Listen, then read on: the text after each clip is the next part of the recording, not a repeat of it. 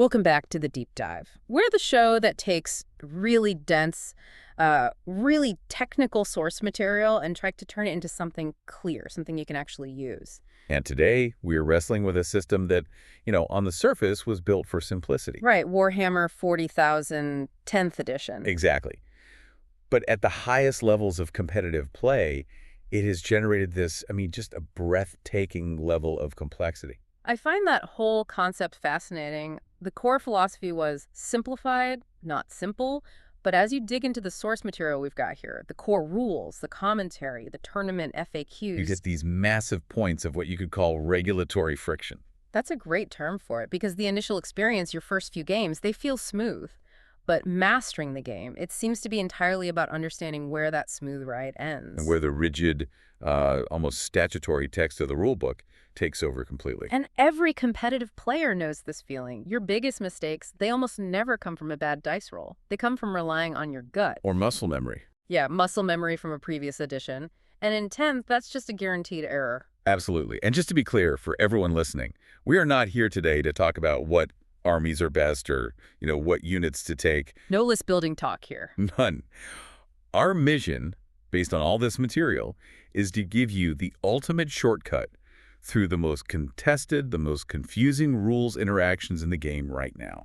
We're going to clarify 10 specific high-friction points. These are the moments where your common sense, your intuition, it will absolutely fail you. And where you just have to follow the procedure step by step. So think of this as, the unofficial appendix to the competitive rulebook. We're flagging where you absolutely need to stop, measure twice, and check the official order of operations. And we're going to start in what seems like the most harmless part of the turn. The administrative part. The command phase. But it hides these cascading errors that are all rooted in its strict, unbendable sequence. Okay, let's dive into it. Part 1, the administrative foundation. The biggest mistake, and I see this all the time, is that players treat the command phase like it all happens at once. It's a blur. Right, you just sort of do a checklist, get my CP, check for battle shock, score my points, draw a card, done. Exactly. They treat it like one single administrative moment. But for high-level play, and to be technically correct, the phase is rigidly segmented into 4 distinct steps. And if you move them out of order, you're technically playing it wrong, and it can give you an illegal advantage. So let's unpack that rigidity. Why is it so strictly enforced? Is this just, bureaucracy for the sake of it, or is there a real mechanical reason? Oh, there's a huge mechanical reason. 2, actually. The first is resource integrity, and the second is information control. Okay, what do you mean by that? By locking the steps down, the game prevents players from, say, waiting to see what objective they draw before they decide to spend a command point to discard one. Ah, I see. It stops you from gaming the system. It ensures that the sequence of cause and effect is absolute. You get resources, then you get information, then you make decisions, not the other way around. Okay, so let's define these 4 steps. Let's walk through the actual procedure that should govern the start of every single player's turn. Step 1 is immediate. It's the start of command phase, which is all about resource gain. Both players, right then and there, gain 1 command point. And when you say immediate? I cannot stress that word enough. Immediately. This CP generation happens before any other action, before any ability that triggers at the start of the phase even gets a look in. Okay, so before my opponent's scary psychic power that triggers at the start of my phase goes off, I already have my new CP in the bank. You've got it. That defines the pool of, money you have to spend this turn. Okay, cash in hand. What's next? Step 2 is the command step. This is the real heart of the admin. This is where you score your primary objectives. You check, do I hold 2? Do I hold more than my opponent? All that. And this is also where you get new information. Critically, in the standard competitive format, this is when you draw your tactical mission cards. So this step is all about gaining points and gaining new assignments. So we've generated our currency, we've gotten our assignment for the turn. Where does the disruption part of the phase happen? That's step 3, the battle shock step. And it's completely segregated for a reason. All of your units that are below half strength, they have to take their test right here. And its placement is deliberate, I'm guessing? After scoring, but before the final window? Precisely. It makes sure that any stratagem or ability that you might want to use at the end of the phase can't be used to, say, make a unit immune to battle shock right before it takes the test. The test is isolated. It's a protected event. It is. And that brings us to the final cleanup crew. Which is step 4. Step 4, the end of command phase.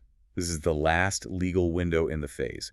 It's for any abilities, or as we're about to discuss, some very specific and powerful stratagems that say they happen at the end of the command phase. Okay, that structure makes sense. Resources, then information, then a mandatory check, then a final action window. And understanding that sequence is what unlocks the true power of a stratagem like New Orders. Right, the one that lets you discard an objective card and draw a new one for 1 CP. I Yeah. feel like in previous editions or for newer players, this feels like a total gamble. It does. They think they have to commit to it blind. They think, oh, I don't like my chances, I'll spend the CP and just pray.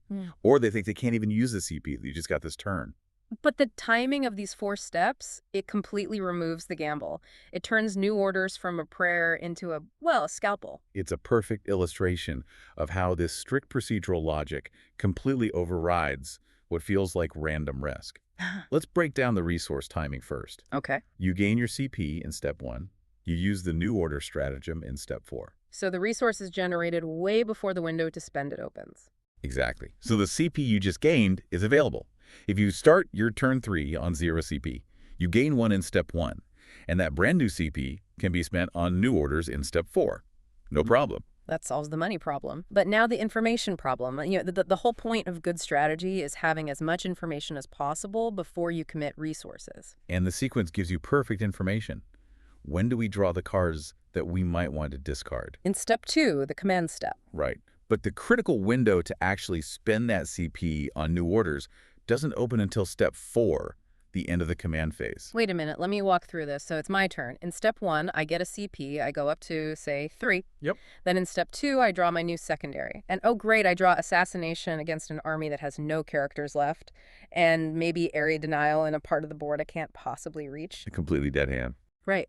So now I have the entire duration of step 3, the Battle Shock step, and the time between step 3 and step 4 to look at the board, look at my hand, and realize, okay, Assassination is a 0-point card this turn. It's useless. You have perfect, complete information. Yeah. You know your hand is bad. You know you have the CP. And then, and only then, in the designated legal window of step 4, I spend that 1 CP I got in step 1 to ditch the useless Assassination card and get a new one. You've got it.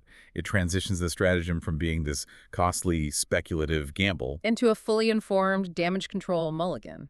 That's the word. The strategic difference is just immense, and it all hinges on step 1 happening before step 2, which happens before step 4.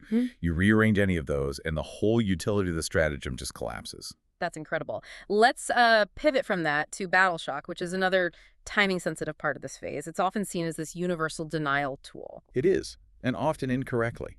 Players are constantly trying to apply Battle Shock out of turn. They'll use an ability in my movement phase, for example, hoping it'll make my unit fail its test and then be unable to score primary points in my upcoming command phase. And you're saying that strategy doesn't really work? Almost never. Not for denying primary scoring anyway. And the reason is, again, the timing. That Battle Shock status you gave me last turn, it typically expires at the very start of my command phase. So in step 1. In step 1. But primary scoring doesn't happen until step 2. So by the time the game checks if my unit controls the objective, it's generally considered unshocked. It's back to normal. So unless the ability forces a brand new test right there in the command step itself, those out-of-turn disruption tricks, they just fizzle out before they matter for scoring. Precisely. Now flip it around and look at the timing of the current turns test. The mandatory Battle Shock test in step 3 happens after the scoring in step 2. Okay, so this is what the source material called the safe window. It's exactly that. If I have a unit of 5 guys and they get shot down to 2, they're battered, they're below half strength, but they still get to score those primary points for me in step 2. Even though everyone knows they're about to be forced to take a test and probably become battle shocked just moments later in step 3. That's the vulnerability you have to exploit as the attacker. A single surviving model on an objective can still claim the points and then take the test to see if it breaks. It tells you that if you want to stop points, you have to commit. You can't just wound a unit. You have to wipe it out entirely before their turn begins. And what about those really aggressive abilities, like the Tyrannid Shadow and the Warp? That forces Battle Shock tests on all enemy units at the start of your command phase. Doesn't that just throw a wrench in this whole sequence? It creates what the rules call a simultaneous effect, conflict. Okay. Shadow and the Warp says it triggers at the start of the command phase. Well, step 1, gaining your CP, also happens at the start of the command phase. And when two things happen at the same time? The active player The player whose turn it is gets to decide the order they resolve in. And this is another one of those huge, hidden strategic levers. So as the active player, I'm being hit by this psychic disruption. I can defensively choose to say, okay, first, I'll resolve my CP gain from step 1 and any of my own beneficial start of phase effects. Then I'll let your shadow and the warp go off and force my tests. Correct. You use your active player priority to control the sequence and mitigate the interference. It just goes to show that even when the rules seem messy and complex, understanding who has control over the sequencing is the ultimate deciding factor. Wow. That is a seriously deep dive into the legal architecture of just a single phase. It's foundational. Okay, let's shift our focus. We're moving from resource management and timing to physical geometry.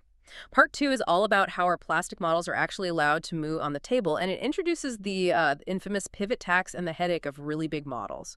Right. Movement is one of those things that feels intuitive, but the rules have to be incredibly specific to handle all the weird shapes and sizes of models. The absolute foundation here is knowing where you're measuring from, the base or the hull. We all know that most infantry measure from the base. But when you have a vehicle or a monster that measures from the hull, what are the subtle things we need to be watching out for? Well, hull measurement is usually for vehicles that don't have a standard base, or they're just so massive that a base would be impractical. Though, to be fair, 10th edition has gotten much better at giving everything a base. True. But regardless of whether it's a base or a hull, the rules have to prevent what's called drift. And drift is basically cheating, right? You're gaining illegal distance by rotating the model while you're only measuring from, say, the very front point and ignoring how far the back corner just swung out. That's it exactly. Yeah. And the fix for it is a rule that says your movement distance is governed by the part of the base or hull that moves the furthest distance along its path. So let's say I have a Land Raider. It's got a 10-inch move. If I move it straight forward, the front moves 10 inches, the back moves 10 inches. Simple. Right. But if I move it forward 10 inches and also pivot at 45 degrees, that back corner might have actually traveled, 12 or 13 inches in a wide arc. And that would be an illegal move. The rule mandates that the entire footprint, every single point on that model, has to stay within that 10-inch movement allowance. This used to be a nightmare for long, non-circular bases. You had to do all this weird, complex geometry. A total headache. And the goal of the Pariah Nexus update, with the pivot rule, was to abstract all that complexity away. Right, the pivot value. It was brought in to standardize the cost of turning, to simplify that whole geometric calculation. The rule is basically binary, isn't it? It's either 0 inches or 2 inches. It is, but the exceptions are what confuse everyone. Okay, let's start with the freebies. Who gets to turn for free? Standard monsters and vehicles on round bases. They pivot for a 0-inch cost. Think of a Redemptor Dreadnought, an Imperial Knight, a Tyranid Trigon. Walkers, basically. Exactly.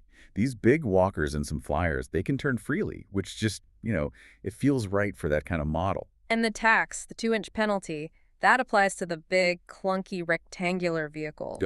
Any model on a non-round base, so ovals, squares, or just a plain hull, they pay a mandatory 2-inch tax if they rotate at all during their move. So if my Rhino has a 12-inch move and I turn it even 1 degree, it can now only cover 10 inches of linear distance. Correct. That 2 inches is the abstracted cost of turning that cumbersome tracked vehicle. But then there's the trap, the one that catches out all the fast, mobile armies. The hover stand exception.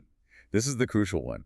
Vehicles that are on round bases but use a flight stem or a hover stand, they still pay the 2-inch tax. So we're talking about Tau Hammerheads, Space Marine Gladiators, most of the Eldar Skimmers. All of them.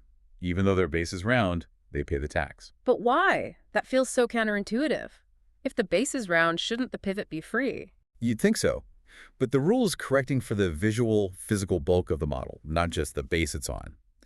These models often have these long, thin hulls mounted on a relatively small round base. Okay. If there was no tax, a player could move their hammerhead forward 12 inches, and then, because it's on a round base, freely pivot the long hull 90 degrees. They'd gain this massive change in line of sight for no penalty at all. I see. So the tax isn't really about the base. It's abstracting the cost of maneuvering that large non-walking chassis. It stops you from getting free movement or free-facing changes just by rotating the hull. Exactly. If you turn your Gladiator even a hair, you lose 2 inches of your movement. For a 10-inch move vehicle, that's a 20% penalty. That is a massive strategic cost you have to factor in. Okay, now let's make it even more complicated. Let's combine that movement with terrain. This is where we see how big models, especially monsters and vehicles, get punished really severely by the geometry of ruins. This is what I call the Mortarion problem. Right, named after the giant winged daemon Primarch, but it applies to any huge model with a big wingspan or long guns. The base rule is simple enough. Monsters and vehicles cannot move through solid walls. They have to go around them or through a doorway. But when the model itself is physically enormous, That's where the trouble starts. the rule requires that every physical part of the model must clear the terrain, not just its base. So for Mortarion, even if his base has legally cleared the corner of a ruined building, his enormous outstretched wingtip also has to be accounted for in the movement path. Correct. And this forces models with these massive wingspans or long cannon barrels into this really inefficient kind of movement, what some people call crab walking. They have to take these huge detours. Well, wait, Mortarion is on a round base, so his pivot cost is 0, right? His pivot cost is 0, but the actual physical path that the furthest point of his model, his wingtip, has to travel to clear that ruin costs him far, far more movement than the simple linear distance he's trying to cover. Can you, quantify that? Give me an example. Sure. Let's say Mortarion has a 12-inch move and needs to get past a ruin corner that juts out 3 inches. Instead of just moving straight past it, he might have to move 4 inches away from the ruin wall just to get clearance. Then move sideways, parallel to the wall, for another 3 inches to get the wingtip past the corner. And then move 4 inches back toward his original path. That whole maneuver has just eaten up 11 inches of his movement characteristic. To gain maybe 5 or 6 inches of actual forward progress. Wow. It's effectively a massive movement debuff anytime you're in dense terrain, and it doesn't matter what the number on the datasheet says. The strict application of the every physical part rule is a silent killer for these big, flashy models. It's the ultimate reality check. The physical model on the table matters more than the abstract number in the book. It absolutely does in 10th edition. That sets us up perfectly for part 3. We're moving from physical geometry to procedural logic. This is another area where intuition is often completely wrong. The alternating activation system of the fight phase. The fight phase is where everything collides. Initiative, resource commitment, who strikes first. It is legally broken down into 2 distinct windows: the fight's first step and the remaining combat step. But to understand either of them, you have to first internalize what the sources call the golden rule of activation. You do. It's the most critical and probably the most forgotten piece of procedure in the entire phase. So what is this golden rule that dictates who swings first? Simple. In both of those steps, fights first and remaining combats, the player whose turn it is not. The defender. The defender, yes. The defender selects the first unit to fight. They have the initiative choice in the alternating sequence. Okay, wait, let me get this straight. It's my turn. I'm the attacker. I have 5 units all piled into combat. My opponent, the defender, gets to decide which of our combined 8 or 9 units in combat gets to activate first. That's the essence of it, yes. Yeah. They get to pick the first eligible unit to start the alternating sequence. That control is immense. It forces me, the attacker, to think not just about who I want to fight with first, but who I can afford to let my opponent activate against. And this is where that golden rule creates the classic competitive trap. The fights first versus fights first problem. Exactly. Let's start with a standard charge. You charge my unit, your unit gains the fights first ability for the turn. My unit doesn't have it. So, in the fights first step, I am the only one with an eligible unit. I have to be chosen. I fight first. Simple. Simple. Now for the scenario that loses games, you, the attacker, charge your unit, let's say they're super fast assault troops, into one of my units that already has the fights first rule written on its datasheet. Think Adeptus Custodes or Emperor's Children or Howling Banshees. Okay, so now both of our units have the fights first status. My charging unit has it, and their defending unit has it inherently. What's your intuition? What do you think happens? My intuition is that since I declared the charge, I should still get to go first. The charge gives me the initiative. Or maybe the abilities cancel out and we go back to the normal sequence. Both wrong. And this is the trap. The priority check mandates that you follow the golden rule. The defender, the Custodes player in this case, still gets to select the first unit to activate in the fight's first step. So the Custodes player on my turn selects their own Custodes unit to strike, and they get to fight before my unit that just charged them. Exactly. Your charge has effectively handed them the first strike. You've guaranteed that their defensive elite unit gets to swing before your aggressive charging unit does. Wow. They'll often just destroy your charging unit or cripple it so badly that its own attacks are useless. You committed a key resource, your charge action, to gain a tactical advantage. And it was immediately turned against me by the opponent's passive rule and the core sequencing of the game. That is the definition of regulatory friction. The entire tactical value of your charge is just gone, wasted. Understanding that is absolutely vital, I imagine, for correctly using a stratagem like counteroffensive. Oh, completely. The most common mistake players make with that stratagem is thinking it's a preemptive interrupt. Right, they want to spend the 2 CP to stop that big, scary charging unit before it gets to swing its hammers. But you can't. The text on the stratagem is absolute. Counteroffensive is used after an enemy unit has fought. You cannot interrupt the initial activation. The first unit to be chosen in the sequence always gets to swing. So, when is it actually useful? If I charge your 1 unit, you let me swing, what's the point of using it then? In that one-on-one scenario, you've probably just wasted 2 CP. Its real value, its primary tactical use, is when the attacker has multiple units that are eligible to fight in the same step. Okay, so paint that picture for me. Let's say you charge me with 2 units, Unit A and Unit B. Both have fights first from charging. It's my turn to pick, but I have no fights first unit, so I have to pick one of yours. I pick your Unit A. It fights, does its damage. Okay, now it would normally be my turn to pick, and I'd pick my Unit B. Exactly. But before you can select Unit B to continue your chain of attacks, I spend my 2 CP on counteroffensive. That lets me interrupt your sequence and activate one of my own non-fights first units. Ah, so it's a chain breaker. It's not a preemptive strike. It's a momentum killer. That's the perfect way to describe it. Yeah. It's how the defender seizes back control of the damage flow. They might sacrifice a cheap screening unit to your charging Unit A, then use counteroffensive to bring their big, heavy-hitting counterpunch unit into the fight before your charging Unit B can even pile in. It's a strategic investment in denying the attacker's momentum. That makes so much more sense. It's all about controlling the sequence. Okay, let's talk about another sequencing quirk. This one is probably the most counterintuitive movement rule in the entire game. The ghost activation. Yes. This is a tactic that grants free, unpunishable movement to a unit that doesn't even get to attack. It's brilliant when you pull it off. How does it work? What's the loophole? It relies on the very specific definition of eligibility to fight. A unit is eligible to be picked in the fight phase if it is within engagement range of an enemy unit, or if it made a charge move this turn. That or is doing a lot of work there. It's doing all the work. So let's set up the scenario. You successfully charge my unit, but before you get to activate your charger, maybe I use counteroffensive or I have a fights first unit and I activate and kill the unit you charged. So my charging unit is now just standing there in the middle of nowhere. It's 4 inches away from anything, its target is gone, and it hasn't swung its weapons. But because it successfully completed a charge move this turn, it is still eligible to fight. Even though it has nothing to fight. Even though it has nothing to fight. So when it's your turn to pick a unit, you select that charger. The first thing it does is perform its pile-in move, which is up to 3 inches. Okay, so it moves 3 inches. It still can't reach anything to fight. So it doesn't get to make any attacks. But after the make attacks part of the activation, what's the final step? It performs a consolidation move, another 3 inches. Exactly. So that unit just moved 6 inches total, a 3-inch pile-in, and a 3-inch consolidation without ever striking a blow. It is pure, free repositioning movement. And that's a huge deal. You could use that 6 inches to jump onto an objective marker you couldn't reach before. Or to move back into the safety of an obscuring ruin. Or even to just move 6 inches forward and block your opponent's path for their next turn. The goal wasn't to do damage with that unit. It was all about post-combat positioning. You're leveraging a technicality in the eligibility rules to generate a massive amount of utility and movement. It's a classic example of reading what the rules permit you to do, not just what you expect the outcome to be.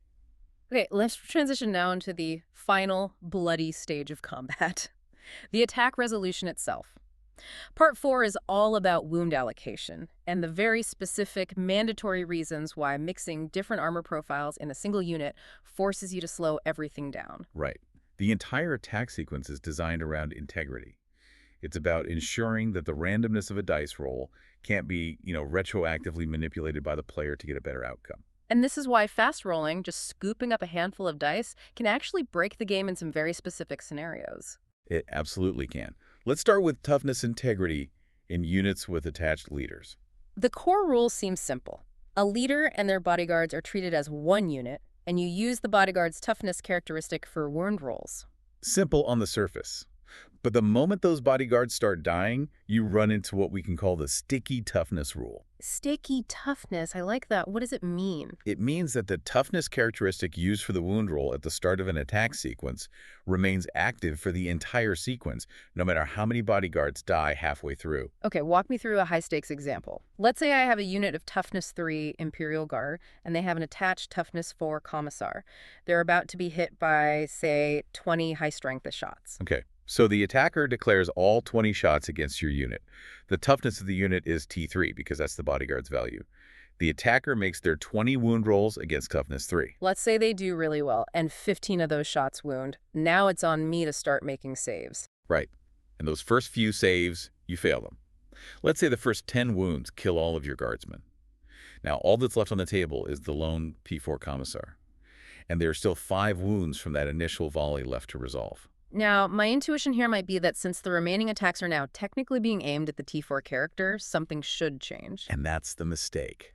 The toughness does not update mid-sequence. Those 20 attacks were initiated and resolved against the T3 target. The attack sequence must be completed against that initial toughness. So those last 5 wounds that are being allocated to my T4 Commissar are still treated as wounds that were generated against a T3 target. Exactly. The attacker doesn't get to go back and say, oh, now I'm wounding a T4 model, my roll of a 4 is now a success. The integrity of that initial dice roll is preserved. The toughness value is locked in. Locked in. That's a great way to think about it. It prevents the resilience of the unit from suddenly jumping up mid-volley. Which brings us to mixed saves. This is probably the single most common area for procedural mistakes, even if they're unintentional. We're talking about units where different models have different save characteristics. The classic example is a Terminator squad. Some have storm shields, giving them an invulnerable save, and the rest just have their standard power armor. And the problem here is what we can call the sticky allocation rule. It's designed to prohibit shifting risk around after you already know the outcome of a roll. Okay, what does sticky allocation mean? It means that once an attack has been allocated to a specific model in that unit, even if the save is successful, that model is now the designated tank for that attacking unit. It must continue to take all subsequent failed saves from that same volley of attacks until it's destroyed. Okay, so let's set up the cheating scenario. I have a unit of 5 Terminators. One has the 4+ invulnerable save from a shield. The other 4 just have their regular 2+ armor save. You shoot me with 10 shots that have high AP, so my regular guys are getting no armor save. Right. So effectively, one model has a 4+ save, and the other 4 have no save at all. Now, if I pick up 10 dice for those 10 incoming wounds and roll them all at once, what can I do that's illegal? Let's say you roll those 10 dice and get, 5 successes and 5 failures. If you're fast rolling, you can just retroactively say, okay, the 5 failures were allocated to my regular guys who die. The 5 successful saves were all on my Storm Shield guy, and he's fine. I see. I'm maximizing the benefit of the successful rolls by assigning them to the less resilient models after the fact. Which is completely illegal, because the rules require that you allocate 1 wound at a time. So you take the very first wound, and you have to declare which model is taking it. Let's say you put it on your Storm Shield guy. Yeah. Roll the die. If he fails, he's dead. Now, the second wound must be allocated to one of the other models. You can't keep allocating wounds to a model that's already dead. Exactly. So if your save characteristics differ within a unit, you must slow roll, 1 die at a time. It ensures strict adherence to the allocation path and guarantees that if your key model with the special save fails his first roll, it dies, and all the remaining fire is forced onto the weaker models. It eliminates what you called the probability arbitrage of fast rolling. It's all about procedural fairness. Okay, one last point on this. Leader wound allocation. We know leaders are protected unless the bodyguards are gone or the attack has the precision rule, but what if the leader is already hurt? Does that protection still hold? Yes, absolutely. The protection is absolute, and it overrides any temptation to use a wounded character as a tactical meat shield. How about another scenario? My Space Marine captain took a wound from a sniper last turn, so he's down to his last wound. My opponent fires a huge volley of non-precision shots at the unit this turn. Can I choose to allocate those new wounds to my nearly dead captain to save my healthy bodyguards? You cannot. The leader protection rule dictates that any non-precision wounds must first be allocated to the bodyguard models until that bodyguard unit is completely destroyed. Even if it makes more sense tactically to sacrifice the character. Even then, Yeah. the sticky allocation rule we just talked about applies to the bodyguard models in this situation. You are forced by the rules to preserve the character at the expense of the rest of the unit's health. It's the game's way of structurally defining what a bodyguard is. They have to intercept the fire. That is some serious structural rigidity. Okay, we've gotten our units on the board, they're moving, they're fighting. Let's talk about getting them on the board in the first place, because the rules for reserves are a confusing maze of overrides and exceptions. This is a classic case where the core rulebook gives you one impression, and the competitive mission pack gives you a completely different, contradictory reality. And you have to know which document takes precedence. You have to. So the core rules give us the baseline. They say units with the deep strike ability can arrive on turn 1, but units coming in from strategic reserves, walking on from a board edge, cannot. Okay, but you're saying that baseline is basically irrelevant in a competitive setting. It's misleading, yeah. Because the competitive mission Pax Leviathan, and now Nexus, they include a blanket restriction. And it says, reserves units cannot arrive during the first battle round. And that phrase, reserves units, is the key. Does that cover both deep strike and strategic reserves? It covers both. This mission-specific rule overrides the permissive core rule about deep strike. In a competitive game, it bans all standard forms of reserves from showing up on turn 1. So no deep striking Terminators, no outflanking Jinn Stealers on the first turn. Not unless the unit has a very specific datasheet ability that explicitly grants an exception. Usually it will have the phrase, regardless of any mission rules, like the drop pod does. If you don't have that golden ticket, you're waiting until turn 2. That seems simple enough. No reserves on turn 1, period. But this is where it gets complex. This is where we find the competitive loophole. Okay, I'm ready. What about units that start the game on the table, but are then removed by an ability during the game, like a Grey Knight teleport assault, and then try to return on turn 1? Are they considered reserves? The rules commentary complicates this, right? It suggests that rules applying to reserves also apply to these repositioned units. It does, and that created a huge amount of controversy. If that's true, then they should be banned by the turn 1 mission pack rule. But the competitive consensus, the rulings from major events like WTC and FLG, they've hammered out a crucial distinction. And what's the verdict? The ruling is based on the unit's initial state. If a unit was placed in reserves during the pre-game declare battle formation step, then yes, it is a reserves unit and it is banned from arriving on turn 1. But the unit using teleport assault, it starts the game physically deployed on the board. Then, during the movement phase, it gets picked up and put back down. Correct.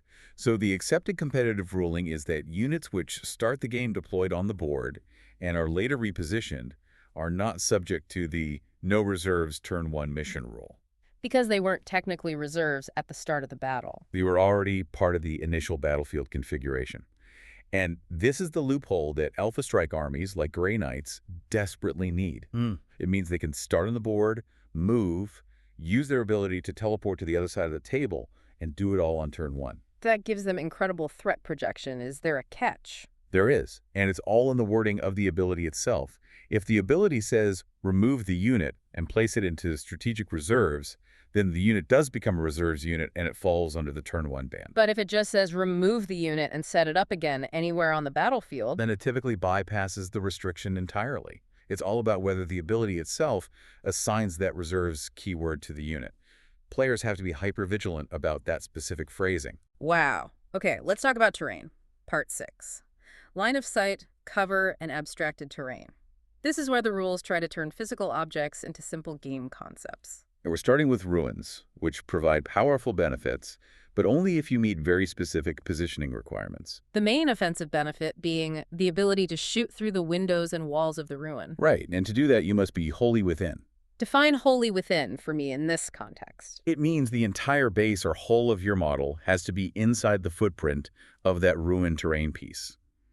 If even a tiny part of your base is hanging over the edge or just touching the line, you failed the test. And the consequence of failing that test if I'm only partially within? If you're only partially in, you cannot draw a normal line of sight through the solid parts, the walls, the windows of that ruin. You're effectively blinded by the very terrain you're trying to use. This is the rule that prevents a big tank from just nudging its front corner into a ruin to get a perfect firing angle across the board while still being mostly safe. But I still get the defensive benefit of cover, the +1 to my save, right? Yes. The rule for receiving the cover save is separate from the rule for being able to shoot out. You could be partially within a ruin, get the +1 save from being shot at, but still be unable to shoot back out through the windows. Okay, now we have to talk about something that isn't even in the core rulebook, a house rule, basically. The first floor closed convention. Yes, Hmm. the core rules imply you use true line of sight, so if you can see through a window, you can shoot. But almost every major tournament has adopted this convention. Why? Why override the book? It's a competitive fairness rule, and it was born of necessity. The simple fact is that the official 40k terrain kits are all different. If you allow true loss through all ground floor windows, the balance of the game would just collapse because of terrain variability. What do you mean? How does it vary? Imagine 2 tables at a tournament. Table A has ruins with these tiny slit-like windows high up on the walls. Table B has ruins that look like modern buildings with huge floor-to-ceiling glass fronts. If true loss applies, the game on Table B is going to be exponentially more lethal. Because shooting armies can just sit in their deployment zone and draw lines of sight across the entire board through multiple buildings. It would be a nightmare. So, first floor closed is a necessary abstraction. It standardizes the game environment. By making all ground floor windows functionally opaque, it guarantees there are safe staging areas on the board. Which melee armies desperately need. Desperately. They need that cover to advance across the middle of the board without getting shot off the table. It trades a little bit of realism for a much healthier, more balanced, competitive game. Okay, speaking of seeing over things, let's talk about the towering keyword. Imperial Knights were a huge problem early on. A huge problem. The initial rule meant towering models could basically ignore obscuring terrain. They could sit in their deployment zone and shoot any unit anywhere on the board. It was completely non-interactive. So how did the rules fix that? The current rule forces towering models to adhere to the same visibility rules as everyone else when it comes to the ruin's footprint. So just because they're tall, they don't get X-ray vision. Exactly. They cannot shoot through a ruin's walls unless they are wholly within it, just like a normal tank. The ruin's footprint itself still blocks horizontal line of sight. So their height advantage is now strictly vertical. They can shoot over shorter walls, and they can see units hiding up on the second floor of a ruin. But they can no longer just bypass the entire function of obscuring terrain. It forces them to interact. If a knight wants to shoot something that's hiding behind a big ruin, that knight now has to move to reposition, maybe even enter the ruin itself, which makes it vulnerable. It's no longer just an unanswerable artillery piece. That feels much healthier for the game. Okay, let's finish our deep dive with Part 7, exploring some of the absolute oddities that emerge when multiple keywords and phases start to interact. And we're starting back in the fight phase, looking at the hierarchy of movement during the consolidation step. Consolidation, that powerful 3-inch move you get after fighting. You can use it to tag another enemy unit, or, more often, to sneak onto an objective. But there's a conflict built into the rule. A conflict between what's useful for you getting the objective and what the game mandates you must do. The rule is rigid on this, isn't it? If a unit can end its consolidation within engagement range of one or more enemy units, it must do so. That's the one. It establishes this hard, non-negotiable priority. Enemy engagement overrides objective control. So if I choose to make a consolidation move at all and there is an enemy unit within my 3-inch reach, I am compelled to move towards it. You are. You lose the choice. Okay, let's use the exact scenario from the source material. My Terminators just wiped out an enemy squad. There is a critical objective marker 2.9 inches away that I desperately need to win the game. But in the exact opposite direction, there is an enemy Rhino transport, also 2.9 inches away. The verdict is absolute. The priority is fixed, since that Rhino is an enemy unit, and you can consolidate into its engagement range. I must move towards the Rhino. I forfeit the choice to take the objective. Your only choice is binary. Move into engagement with the enemy, or don't move at all. You cannot choose the objective. It is a harsh rule, but it reinforces the idea that the fight phase is for fighting. Okay, let's move to a shooting interaction. This one highlights the absolute importance of these phase-locked permissions. We're talking about big guns never tire. The BG&T rule. It's what allows monsters and vehicles to shoot their guns even when they're stuck in melee combat. Now, this seems like it would be perfect for the Overwatch stratagem. My tank is engaged with some infantry, my opponent moves another unit nearby, I should be able to use Overwatch to shoot at them, right? Seems logical, but it's wrong. And the reason is in the fine print. The BG&T rule grants its permission only in their controlling player's shooting phase. It is a phase-locked rule. But the Overwatch stratagem says, I get to shoot as if it were your shooting phase, even though it's happening in my opponent's turn.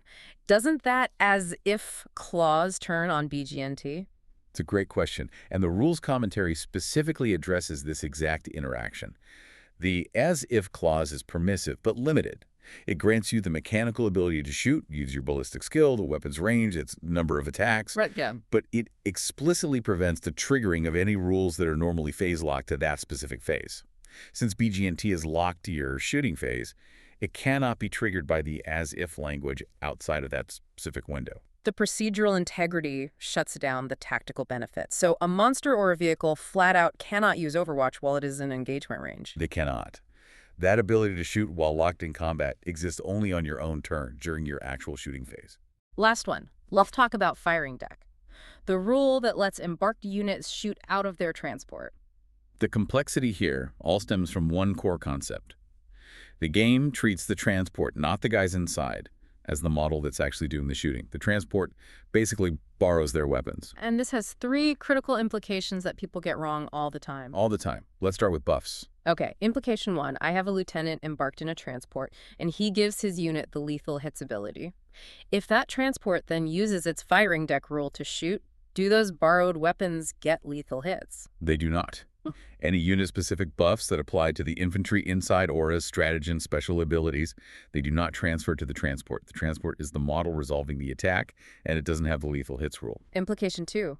Hazardous weapons. The guys inside have plasma guns. They shoot out of the firing deck, and I roll a 1 for the hazardous test. Who takes the mortal wounds? The transport suffers the damage. The rule is clear on this. If the attack sequence is resolved by the transport, the consequences are also resolved by the transport. So that failed test deals 3 mortal wounds directly to the vehicle. The infantry inside are perfectly safe, but they just risked blowing up their own ride. Exactly. Which leads to the third implication. Synergy with big guns never tire. So if that same transport is locked in combat, can it still use its firing deck to shoot? Yes, it can, because the transport itself is a vehicle, and it is shooting during its own shooting phase.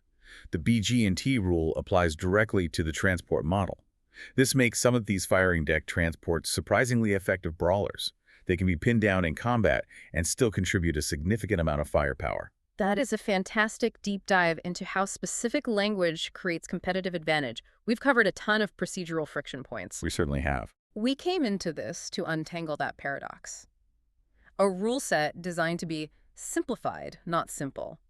And I think what we found is that at the highest levels, mastery has nothing to do with general strategy and everything to do with absolute rigid adherence to sequencing. It's all procedure. Let's recap the 7 essential counterintuitive nuggets of knowledge that you need to take away from this. 1. Command phase timing is absolute. You get your CP in step 1, you draw your cards in step 2, and the window for new orders doesn't open until step 4. That turns it into a reactive, fully informed mulligan. 2. Movement geometry is punishing. Remember the pivot tax. It affects hover vehicles even if they have round bases like gladiators and hammerheads, abstracting the cost of turning their big, clunky hulls. 3. The Fights First trap. When you charge a unit that already has Fights First, you surrender the initiative. The defender will always fight before your charging unit. 4. Integrity of the attack sequence is key. Sticky toughness for attached units and mandatory slow rolling for mixed save units. These are required procedures to ensure fair and accurate wound allocation. 5. Reserves are conditional. Units that started the game on the table and are later repositioned are usually exempt from the mission rule banning turn 1 arrivals as long as their ability doesn't use the specific phrase strategic reserves. 6. Consolidation priority is mandatory. If an enemy unit is within your 3-inch reach, you must move to engage them. You cannot choose to move on to an objective instead. And 7. Phase lock permissions are absolute. Vehicles cannot use Overwatch while engaged because the big guns never tire permission is locked to the controlling player's shooting phase and isn't triggered by that as-if clause. You know, we observe that the high-level game is fundamentally this rigid system of permissions and prohibitions. It feels less forgiving than ever, and relying on your gut, or, how it feels like it should work, is just a direct path to losing the game on procedure alone. It is. It's less about moving plastic soldiers and more about navigating statutory text. Which makes you wonder, if the game needs this constant stream of competitive rulings and updates, the towering change, the pivot tax fix, the clarification on phase-locked abilities, just to make it viable at the top level, What does that incredible complexity imply about the accessibility of the game for a more casual player? It's a real tension, isn't it? Should a competitive system prioritize this kind of perfect logical consistency? Or should it prioritize an intuitive, smooth flow that's easier for new people to pick up? It's a tension at the heart of any rule set that tries to model this much complexity with simple rules, and maybe that tension is what separates the casual player from the true competitive strategist. A provocative thought. Something to ponder as you plan your next 6-inch ghost activation to steal an objective from under your opponent's nose. We'll see you on the next deep dive.